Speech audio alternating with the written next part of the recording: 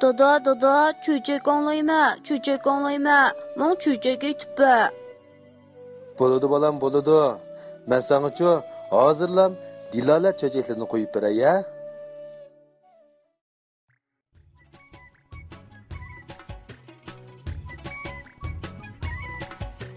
Assalomu alaykum do'stlar. Kechlikinglar xayrli bo'lsin. Bugun men sizlarga Dana Padishah degan cho'chakni aytib beray. Cho'chak Dana Padishah. Burungi zamonda bir odil padishah o'tgan ekan. Uning qo'l ostida 13 bek bor ekan. Bu padishah hukm surgan davrda xalq farovon hayot kechiribdi. Padishah kambag'allarga doim xazinadan pul yordam qilib turdi ekan. Shunga ko'p o'tmay bu padishahning danqi butun yer yuziga tarqab ketibdi. Kunlarning birida bu padishahning qo'l ostidagi 13 bek bir bo'lib shundoq deyishibdi. Biz 13 bek tursak, aşı bir padişahga bo'ysunimizmi? Uni taxtdan g'ulitib tashlab, o'z oldimizga yursa o'rayli. Shu maslahat bilan 13 bek urushga jiddiy tayyorlanibdi. Bu gap padishahning qulqiga yetibdi. Padishahning vazirlari qattiq g'azablanibdi. Bizma urushga tayyorlanayli, debdi ular. Agar ular bizga urush e'lon qilib qolsa, debdi padishah. Bir talmi o'q atmayli. Taxt kerak bo'lsa olsin, lekin qon to'kilmasin. Ular bostirib kelib qolsa, shahar darvozasini hech qarsizlik ochib beringlar. Shu kuni qattiq uyquga ketganda padishah xurjunning bir beshiga oltin kumush, bir beshiga yemak-ichmak, bir qur ko'ni kiyim-kechak selib eshakka ortibdi-da, o'zi ko'ni bir o'ng chuvini kiyib, belini sho'ynida bog'lab, bir oy paltini beliga qistirib shahardan chiqib ketibdi. Shu kundan boshlab padishah oqdim yo'q, ko'kdim yo'q bo'lib ketibdi. Shahar padishahsiz qoldi. Uzun o'tmay 13 bek bostirib keldi. Padishahning vazirlari padishahning degani bo'yicha shahar darvozasini ichib beribdi. 13 bekning beshi ko'kka yetib, shah o'rdisiga joylashibdi. Biroq shu kundan tartib bular bir-biri bilan petisholmabdi. 13 bekning ichida o'zaro taxt talashib, jadal chiqishga boshlabdi. Xalqning turmushi kundan kunga yomonlashibdi. Endi gapni padishahdan anglaylik. Padishah shahardan chiqib, to'p-to'g'ri shu shaharning yenidagi bir taqqa beribdi. Atsi zaminga yo'ruq tushmay, bu yerga o'tinchilar kelishga boshlabdi. Padishahmo shularga qo'shilibdi-da, o'tinchilar bilan billa o'tin kesib, eshkiga ortib, kun ko'tarilganda shaharga qarab mengibdi. Shaharda kun bo'yi yurib o'tinlarni setib, kashqurliqqa qaytib chiqib ketibdi. Bularning bir kunda sotgan o'tinning puli bir kunlik tamoqiga aron yetadi ekan. O'tinchilarning to'lisi qeri bo'lib, pat-patla tag'da qo'nib qoladi ekan. Padishah o'tinchilar bilan nihoyatda chapsali chiqishyapti.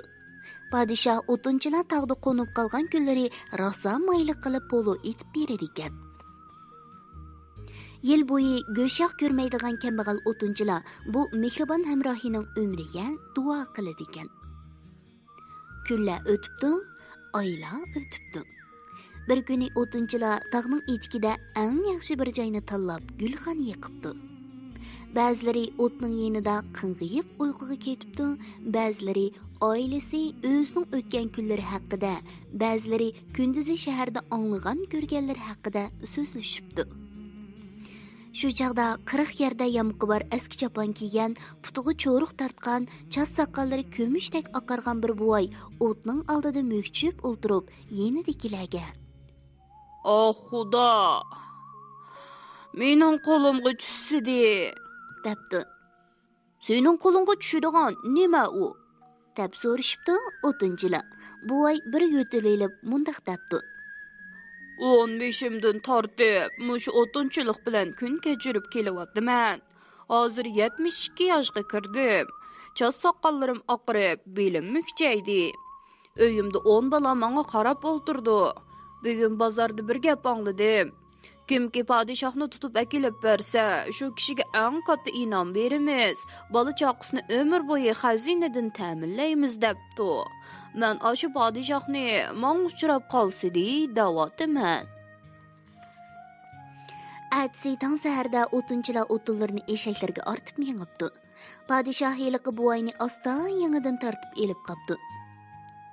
Bova, Debdi padişah başqa o'tinchilar heli uzab ketgandan keyin.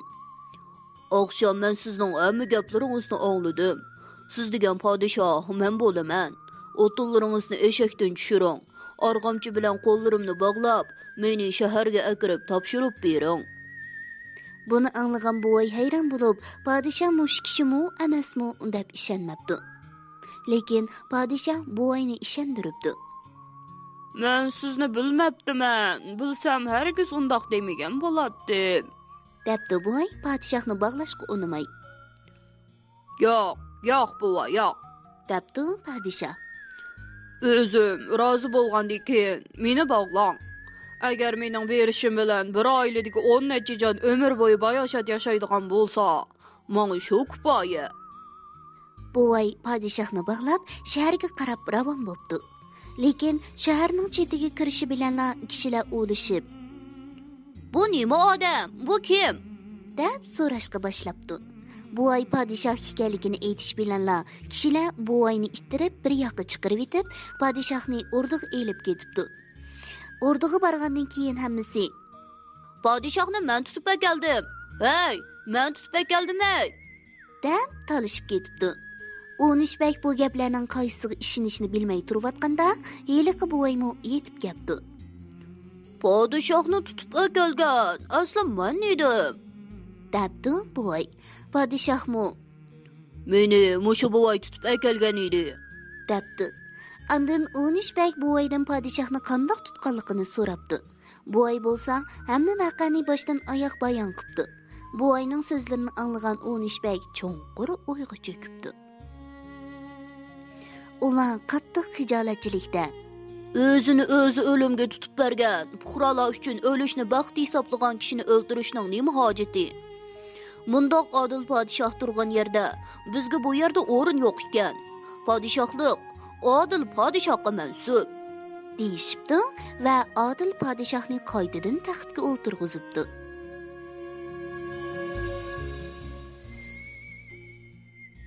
Umaqlarim, padişahning qo'l ostidagi O'nishbekning taxtda olishib, xalq turmushini kundan kunga yomonlashtirishidan ularning qorniyat, shaxsiyatchi, jadalxo'rligini ko'rib olamiz. Padişahning kambag'allarga doim yordam qilib turishidan, O'nishbek urushga tayyorlik qilganda, ularga urush e'lon qilmay, xalqni o'ylab, taxtdan voz kechishidan uning intayin dono, odil va oq ko'ngilligini ko'rib olamiz. Shuning uchun biz O'nishbekdan ibrat elib, padişahning go'zal axloqiy fazilatini o'zimizga ulgu qilaylik-mi? Kech bo'lib ketibdi, bugun boldir uxlanglar. Atumush vaqtda Dilola Undidor salonida ko'rishaylik.